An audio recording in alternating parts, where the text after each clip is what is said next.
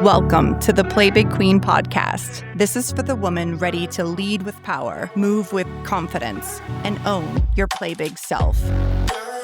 For my newly minted or late blooming neurospicy visionary babes who are waking up to your power and unmasking your brilliance. For the sovereign leader building success on your own terms. I am your host, Kate Bailey. I am the Play Big Queen. My name is my title and a command for all women. Play Big Queen. I invite you to claim this title for yourself and coronate your Play Big self too, so it can serve you. This is a space for bold embodiment, radical reclamation, unapologetic leadership, and a business that works with your wiring, not against it. Your voice is meant to be bold and heard, and your brilliance is here to be claimed. You are already powerful. I am in service of everyone fucking tired of the people-pleasing grind. We go deep, we get real, and we play big. It's a new era for women on the play big path. Long may we reign. All right. Welcome back to our second to last episode of the Play Big Queen podcast. I'm so glad that you are here. We are recording this episode and it will be released on Monday, December 29th, 2025. But I have a feeling this is going to be one of those episodes that you're going to want to hang on to. It's one of those things where maybe if you've already learned about purpose, you need a refresher to help you reorientate to purpose. Or if you struggle with finding your purpose in the world, this is just going to be a great resource for you. I've actually taught classes on purpose. I've had modules in my coaching programs, and this is something that we come back to over and over again, especially if you have ADHD, and especially if you're like many people during this time, and you are finding yourself pivoting in a world that just doesn't make a lot of sense for you anymore. This episode is going to be really helpful for you to get clarity and to just get grounded in what purpose really is and how to approach it. And I want to caveat this episode by going right into talking about purpose as it relates to people with ADHD. If you have ADHD, whether you are diagnosed, undiagnosed, seeking diagnosis, or self-diagnosed, I want you to know that purpose can be especially challenging. And it is not because we lack vision. It is not because we are not talented or because we're not deep enough. It is often because people with ADHD have so many ideas. Some people just have certain talents and gifts turned on. And some people can just write, some people can just play music or sing. For a lot of ADHDers, we can just ideate.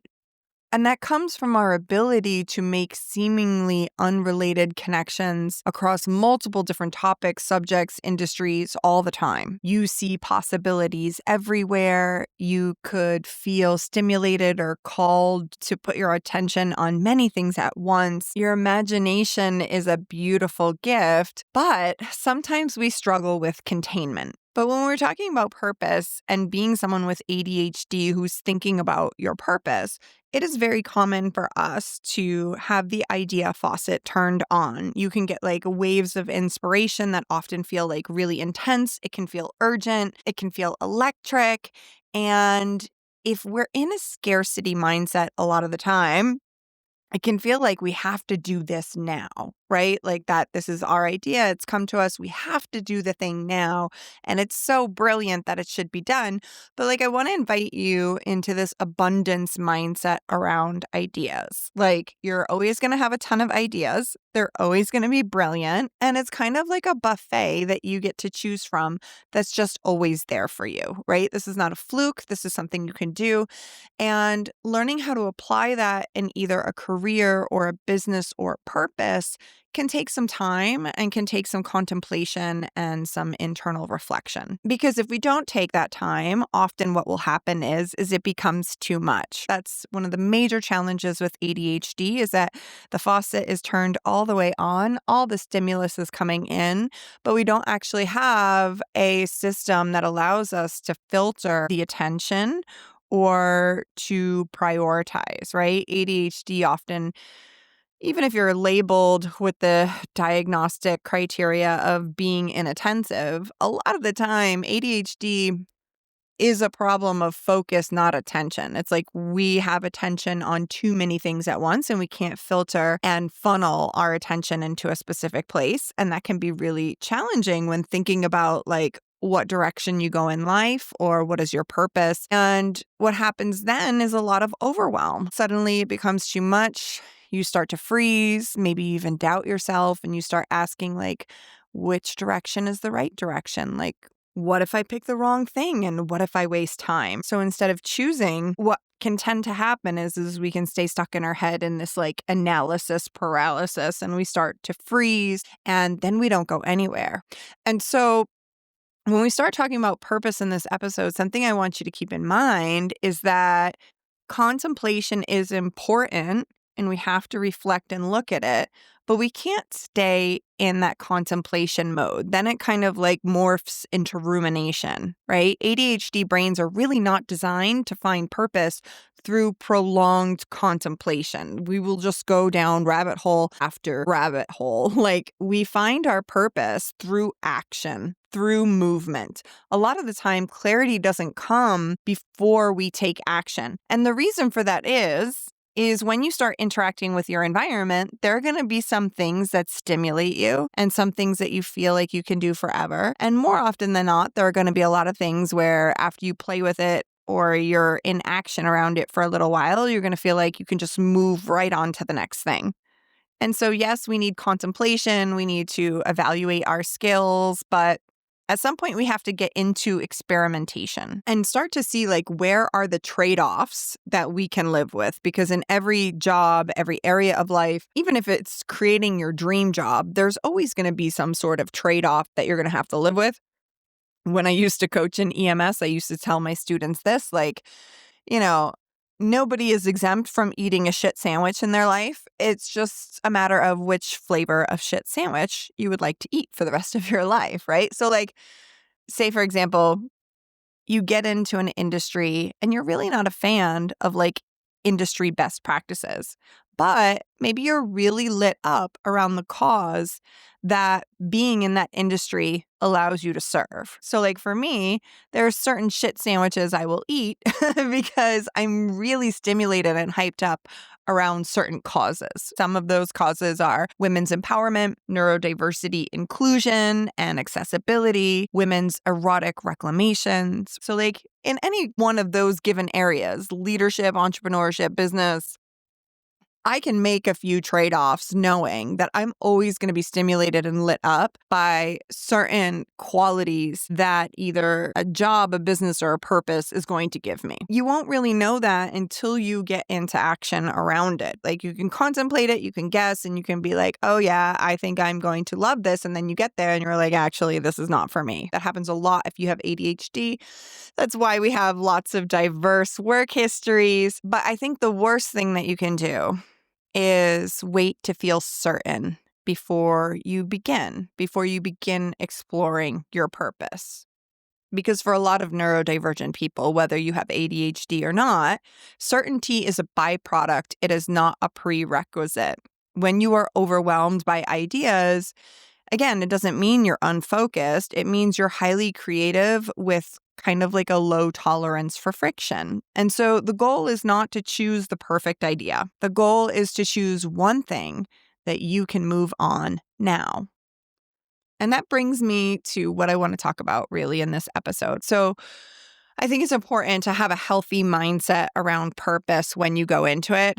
Purpose is not about picking the right forever path. And I think that's where a lot of people, whether you're neurodivergent or not, get tripped up out the gate. For a lot of people, purpose can be this overwhelming idea, right? You get one life. We never get to do this again. So like you have to figure out this one big purpose. And somewhere along the way, we get this idea that purpose is about having this one big thing, this one calling in life that you were always destined to do, that there's just one thing that you're destined to do, or like one lightning bolt moment that suddenly explains your entire existence and makes everything magically make sense all of a sudden. And because a lot of us get that message, if you haven't had that moment yet, then you start to wonder what's wrong with you. But again, that's not how purpose actually works. Yes, there are going to be people who seem to just like come out of the womb knowing exactly what they are here to do.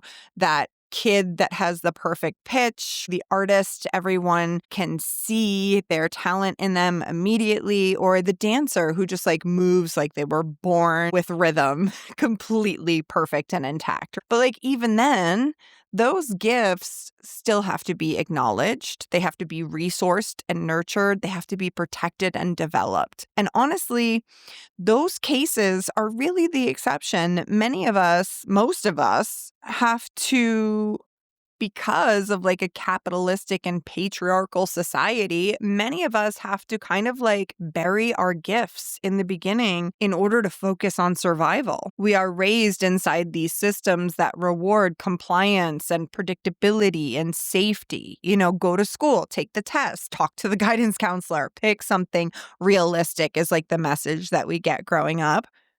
And we're really not taught how to listen to ourselves or our intuition or to like notice where our skill set or our potential is. We're taught how to become useful to an economy. So we learn how to fit in instead of learning about the value that we provide and how we stand out. We learn how to be employable and how to be essentially a cog instead of a creator.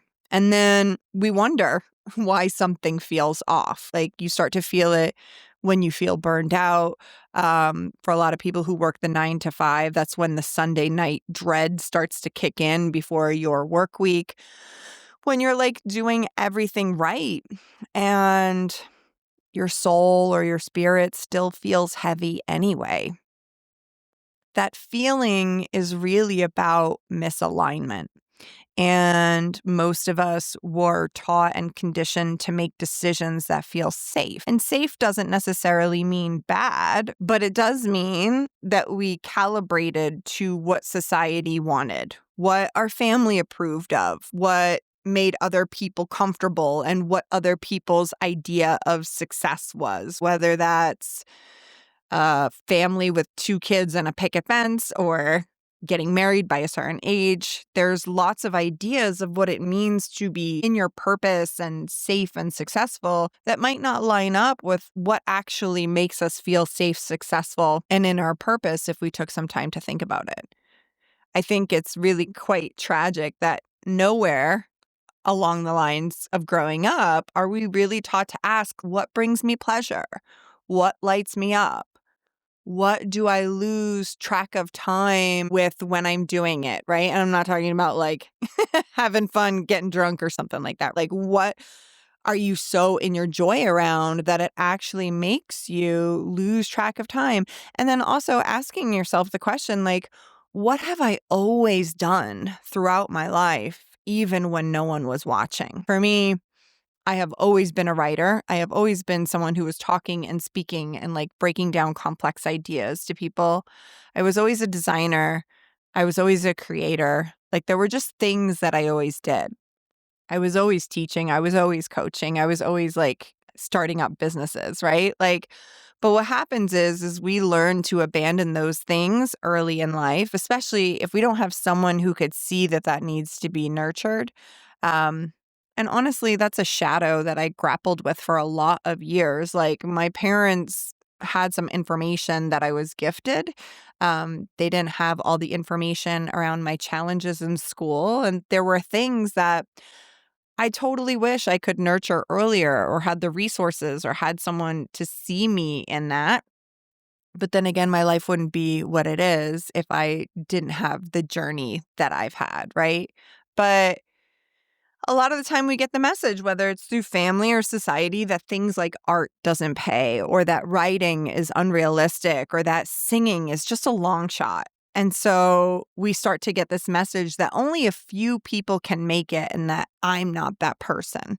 So we get disconnected from our gifts and we tend to choose fear instead. The fear of not being enough, making enough, or starting imperfectly, or the fear of letting people see that, hey, I want this thing, this dream, my purpose is to like write a book or be a singer or whatever. And we get afraid to have people see us in that. And somewhere along the line, women especially struggle with this. We decide that if we can't be exceptional immediately, that we shouldn't try at all. But the truth of the matter is like you don't need to be able to sing perfectly to be a singer. There are lots of people out there with contracts who are not good singers, flat out, right? And you don't need to be able to dance perfectly if you want to be a dancer. Like every single person has gifts, skills, or something that is uniquely theirs, even if they can't see it yet. And yes, those things like always require development. It is rare for talent to show up and be already fully formed, let alone be like packageable on a commercial level if you're looking to like have your talent make you a ton of money. And this is something I also learned from working in talent. Like you can literally just get paid for being more you, especially in the world of social media and influencing the messy you, the imperfect you, the very special combination of like where you're at in your life and how you do things. Nobody else can do it like you. And it's really important to realize that like purpose is not something that's mystical and it's not something that's complicated. I think a lot of people think it's got this like whole otherworldly, like magical type of thing to it. But purpose literally just means the reason that something exists. That's it. Like, so when you ask, like, what is my purpose? The answer is simpler than you think. And something I used to teach a lot of my clients and even my students when I'm giving them life lessons is that you can answer any question in life by simply asking the question, right? Like, so if you ask yourself, what is my purpose in life? The answer is, my purpose in life is to have purpose. Or what is the meaning of life? The meaning of life is to have meaning. I mean, I know it sounds silly to make it that simple, but it really is. What am I going to have for dinner tonight? Have dinner tonight. Don't just like eat a snack out of the like cabinet, you know? Like the answer to what purpose is so much simpler than we make it out to be. Because also you get to decide. You get to decide what matters. You get to decide what has meaning for you, what you're living for. You get to decide why you keep going. And for a lot of us, the problem isn't that we don't have purpose. It's that we don't trust ourselves to choose what our purpose is. A lot of the time we get like decision anxiety because the world is abundant. There's so many choices. There's so many paths and our time feels limited. But if you look honestly at your life, you'll find that there are clues everywhere. There are patterns from childhood. There are things that you have always been drawn to. There's stuff that you keep circling back to, even when you try to quit it. And a lot of the time, it's a matter of just like trusting yourself and permission. And then also not complicating it because you're masking or playing small or thinking you have to be something else because of perfectionism or because it would look good, right? Like your purpose doesn't have to be to cure cancer just because you think you have to have like a purpose that gives back to the world or some morally high purpose. Like your purpose could literally be to make money and buy the clothes you want to buy. Purpose isn't this one moment of a massive revelation that happens. It is a lifestyle. To live in purpose means that you live in these small intentional moments that build up over and over and over again.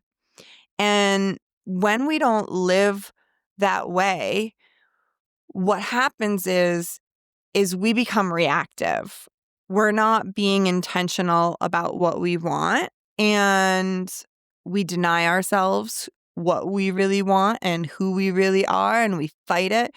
Like, for all sorts of reasons, we want to think of ourselves as a good human being. We want to do the right thing. We want to be moral. But when we do that, and we don't admit to ourselves the things that we want and the things that turn us on and light us up and like really stimulate us and activate us, we wind up living a life where we're just like running away from pain instead of intentionally moving towards meaning and having purpose in life. And I did that for a really long time. Some of that was survival. You have to learn how to get into this space where you're out of survival mode and you just like carve out a little bit of space to allow yourself to be, do, and have the things that the authentic version of you wants. And if you do that enough, then that authentic version of you takes more and more space in your reality until you're no longer just in survival mode, but you're actually like thriving authentically in who you are and what you're here to do.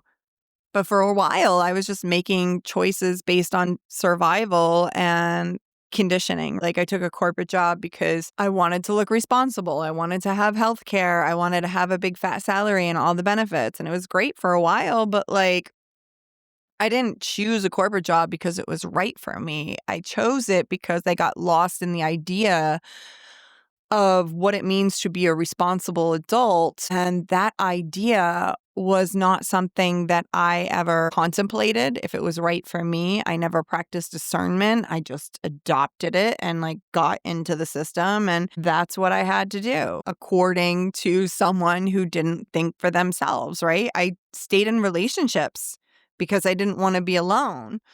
I kept going back to school because I didn't want to be seen as stupid. Like if you look at any of those things that I've done and you do it for authentic reasons with intention, then you start moving more into alignment and in your purpose. If you take a corporate job because you see it as a way to leverage resources to get what you want, that's alignment on a path that like recognizes reality. Like you have to make money, you have to take care of yourself in the process. If you stay in a relationship with someone because you understand the value exchange there, that could serve its purpose as well. And like right now, I'm going back to school because I know I want to be intentional about the things that I learn there and have access to education that I wouldn't find at other places. Making those choices from an aligned standpoint is totally different than making them from your conditioning or just because you have somewhere in your mind that this is the quote unquote right way to do things. Like at one point, when I actually like became conscious of all the things I was choosing unconsciously, like my life just kind of completely imploded. I was working a glossy corporate job. I was living with my partner who I deeply loved, who at the time they were struggling with addiction and mental illness. My mom was diagnosed with stage 3 lung cancer. My parents' marriage ended in divorce after decades, and like Hurricane Sandy destroyed my family home. And like I had the horrifying privilege of having everything fall apart at once, right? Like my relationship, my job, my family structure and stability, nature itself, I couldn't even trust, right? Like I was exhausted and I was reactive and I was scared. And for the first time, I realized I had a choice. I could keep reacting or I could get intentional. And so, like, at that time, I asked myself a very different question. I asked myself, not what is my forever purpose, but what do I need to do right now to survive and rebuild? And at the time, the answer was like discipline. I needed structure. I needed to be able to rely on myself and no one else in emergencies. I needed to know how to navigate doctors and things like that in case I had to take care of my parents because that was happening. And so at the time, I was like, well, what's the fastest way I can learn about emergencies and get into healthcare and work with patients? And at the time, the answer was, become an EMT. And not because it was my ultimate calling, but it was because I was being called into it then. For those who work in the fire department, EMS, it is a calling. And for me, it was also kind of a generational calling because my father's grandfather, my great grandfather, George Shower, was a firefighter at the New York City Fire Department. He was a first generation American born citizen that was a child of a migrant, and he went into the New York City Fire Department And when I went into the fire department, they gave me like his plaque and his letter that he got when he got in. But I remember like when I first started choosing intentionally and exploring my purpose and answered that calling, it was literally like my DNA shifted at the cellular level. And I was interacting with my intuition and I guess you could say the spirit world and ancestors so differently. Like I felt so much more presence and support in my life than I had never felt before. And when I started on the journey and I started like studying for EMS school and things like that, I remember like really struggling because I was still grappling with some undiagnosed reading comprehension stuff. And I had spent so much extra time with tutors and teachers trying to like understand everything. But one night I remember I was like particularly exhausted and I was like studying anatomy in my tiny Brooklyn apartment. And I go into the shower and I'm like taking the hottest shower ever. And I felt really frustrated. I felt like I had been through so many jobs and I had tried so many things and I wasn't understanding what I was learning in EMS school. And I just like started drawing on the foggy shower glass door. I wrote like every cell in my body has a function and a purpose. Why don't I know mine? And it was really interesting because it was like the perfect moment of like learning anatomy, learning how the body functions, learning that there's every cell in your body that has a purpose. And looking back on it, that was really the beginning of my relationship with having a conscious purpose. And that's when I really started asking questions in a much different way in life. And I would be like, well, why am I struggling so much with my experience in life? And it's because I was fighting that the whole reason for life is to just have experience and to grow from it and learn from it. Especially for me, someone who is a natural teacher, educator, coach, speaker. Life to me is one big classroom, and my job is to meet each experience in a way where I let it grow me or change me or evolve me in some way. And I think through asking questions differently and like really asking myself, like, what is purpose and what is the nature of purpose itself? I started to really lean into that quote that I think so many people hear in the coaching world, right? The truth is, like, you're not lost. You don't find yourself. You create yourself.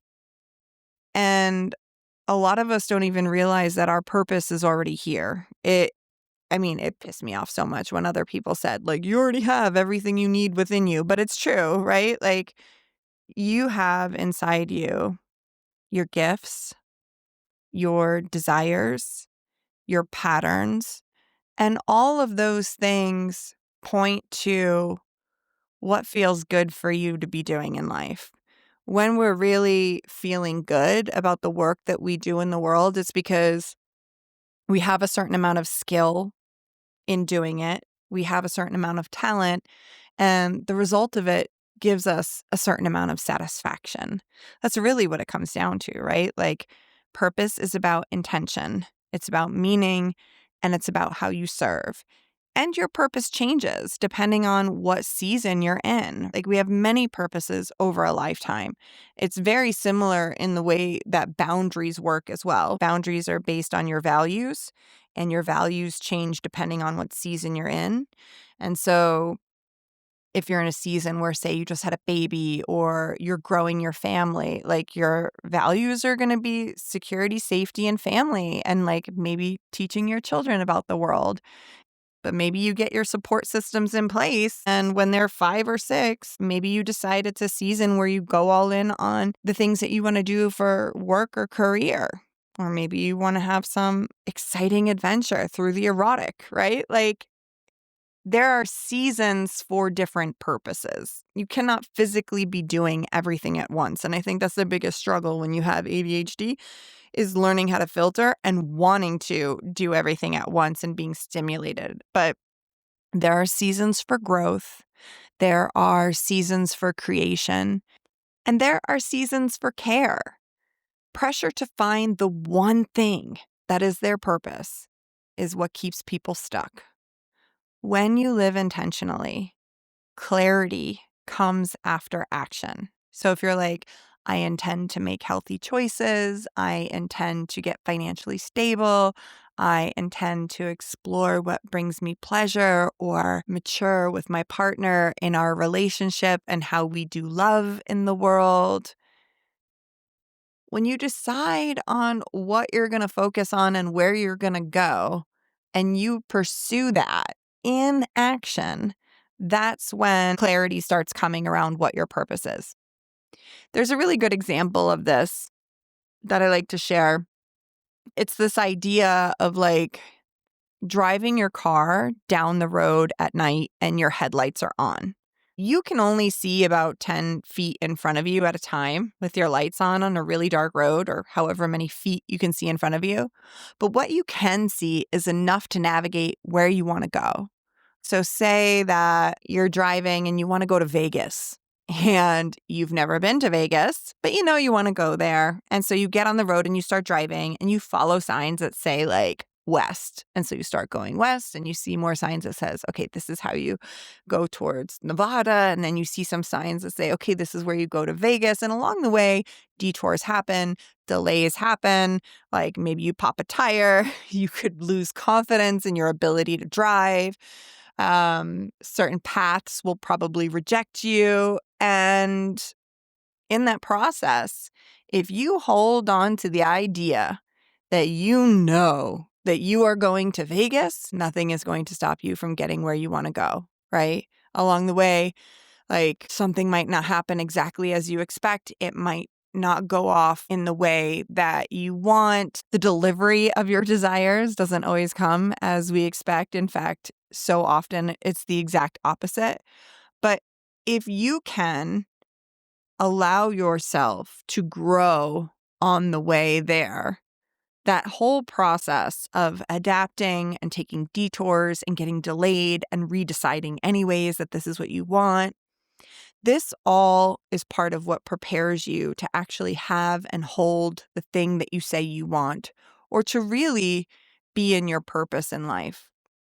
It's important to not judge yourself for your timing, your process, or for even not quote unquote knowing your purpose for a while. As soon as you get out of wasting that energy on judging yourself, that's when you can start focusing on having meaning, focus on being in service to whatever it is you want to serve. And this is when you can also focus on using what you already have instead of comparing yourself to what you don't. You do not need permission to claim who you are. If you want to be a writer, be a writer. If you want to be a coach, be a coach. If you want to be an artist, be an artist. Claim it and allow yourself to be in the learner mindset. Allow yourself to be on day one of that journey. If you're like, I always knew I wanted to be a singer, but I felt like I couldn't do it. My voice wasn't good enough. Fuck that shit. Just claim it now and be like, I'm a singer. What do I need to do to resource myself? Do I need to get singing lessons? How do I work towards that? Am I in survival mode? Can I get out of survival mode? How do I leverage what I have? Who do I tell? Who can I bring into this, right? When you take a moment to allow yourself to want what you want without putting a story on it, without making excuses for why you can't or shouldn't want it, and you think seriously about what you want and what your purpose is, when you take yourself and your desires seriously, from that point, it becomes so much easier to take the small steps over time that lead to you doing big, beautiful things in the world.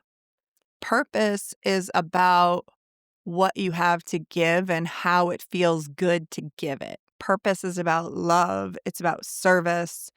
It's about easing suffering in only the way that you can.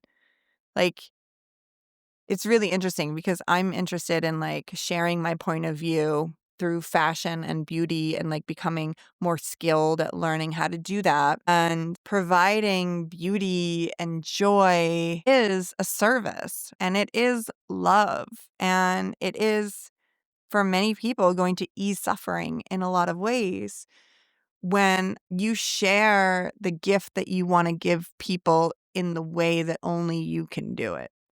And for however long you can do it, it's enough, right? There are some people who are meant to have 40-year careers in singing or fashion or teaching. And there are some people who are only meant to do it for like 5 years.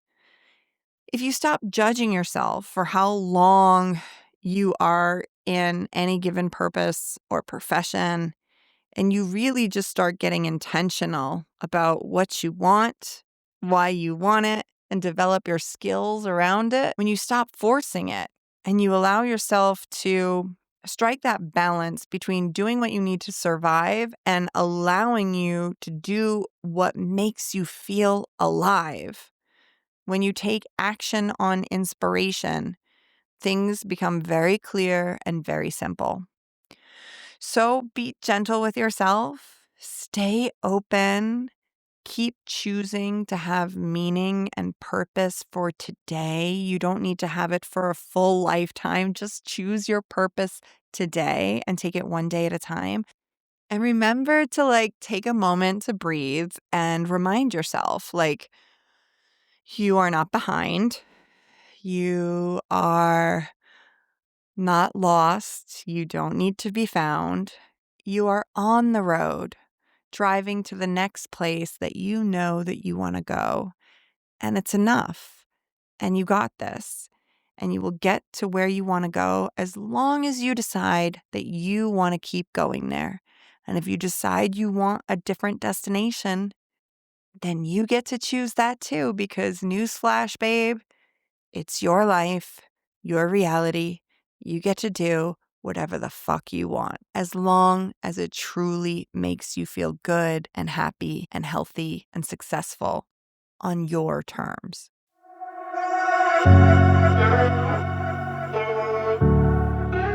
That's it for today, Queen. Take what lit you up, leave what didn't. You know what serves. If you want to stay in this Play Big Queen orbit, get the rituals, resources, and real talk that fuels your Play Big self, go to xxxkatebailey.com, scroll to the bottom, and join this community. This is where bold women gather. Neurodivergent visionaries, disability warriors, sacred disruptors. If this episode spoke to you, leave a review on Spotify, Apple, or YouTube. Leave comments, give me all the stars, share it.